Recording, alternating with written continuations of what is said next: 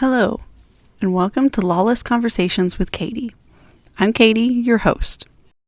This podcast goes through various difficult subjects such as abortion, gun control, prison systems, or gender, to name a few, and dives into all different aspects of the arguments that might be offered or discussed. At the moment, we are wading our way through the subject of abortion, and today we are talking about heartbeats and brainwaves. Although I have spent a lot of time and effort into researching these topics, I am by no means an expert on this subject or any other subject I will explore in the future. So take my thoughts with a grain of salt, and of course, if you have any questions or things to add, please share them.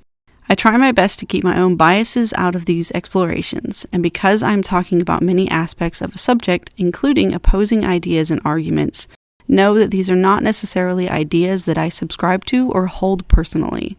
I will, however, explore different arguments as if I do believe in them in order to truly explore all facets of this subject. Finally, because these are difficult subjects, there will be some content that is hard to hear and might be triggering. Please understand I am not looking to insult anyone, but to explore these subjects openly and honestly. I don't want to convince anyone to think like me. I want to convince people to think, period. So without further ado, come have a lawless conversation with me. Heartbeats and brainwaves are the two main arguments in relation to drawing a line for life. So I'd like to kind of explore those two options. Finding the line of life is like trying to hold the wind in one's hand. There are very different views on how to determine where the line of life begins, and each theory has various issues. The heartbeat, which can be heard around week 6, is one measure people look at for the definition of life. Heartbeats can be a great indicator of life, but there is one major lack in this theory. A heartbeat does not always constitute life. For example, when someone is pronounced dead, their heart can still be beating. There are also situations where one can hold a heart outside the body with no connection to it and it still be beating for a period of time. The heart can be beating but no blood is reaching the brain, thus the person is not actually alive by any sense of the word. They would actually be considered brain dead, which leads to another theory of life, which would be brainwaves. Brainwaves are often monitored when someone is sick and can indicate if someone is in fact alive. When there is an absence of brainwaves, various tests will be performed, and if the person does not respond, then they are pronounced brain dead. As mentioned earlier, the heart can still be beating at this point. But the brainwaves in the scenario are what establishes death. Thus, when brain activity is observed, the fetus could have reached the stage of life. Brainwaves do not create quality of life, however. For example, when someone is in a coma, they will have the appropriate brainwaves, but will have no command over any bodily functions. In this situation, eventually the family would be able to decide if they will keep the person alive or stop the life support that has kept them in a manner of life. Abortion differs from this example in that the fetus has not experienced life yet, and the coma patient had some experience of life before the coma, presumably. However, the choice to end a life is that much more potent because they have lived a life, whereas a fetus would not know what is lost. In some ways, one could argue that stopping life support of a coma patient is equal or worse than abortion. Yet, there are few qualms expressed by the general public for ending life support like there is for abortion.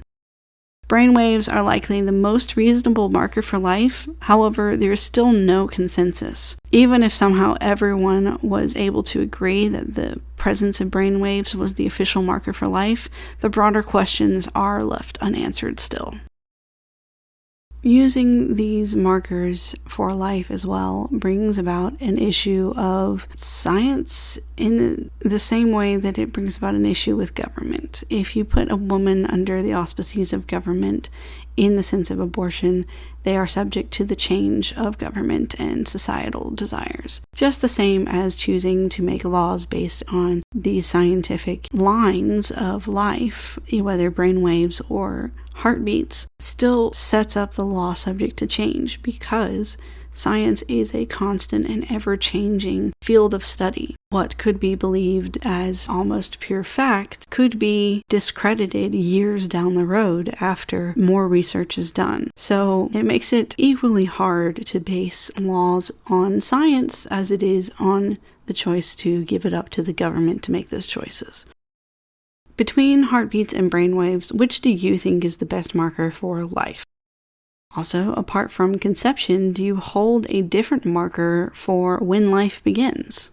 Finally, do you agree or disagree with the concept of quickening? I didn't talk about that in this section, but it is another element of deciding the line of life. I talked about that in the section on abortion. And it essentially says that when a woman feels the fetus move in her body, it is alive. So do you agree or disagree with this concept in relation to defining a line for life? Why or why not? If you are interested in commenting about this episode or answering any of the questions I just asked, you are welcome to. You can either send me an email at lawlessconversations@yahoo.com. That is LAWLESSCONVERSATIONS@yahoo.com. You can also comment on Twitter at Lawless Convos, LAWLESSCONVOS. Finally, you can also contact me on Facebook if you just look for Lawless Conversations, 2 different words, LAWLESSCONVERSATIONS.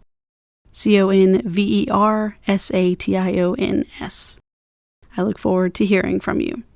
The references to any sources that I use in each episode will be available in the bio, along with all of these social media connections.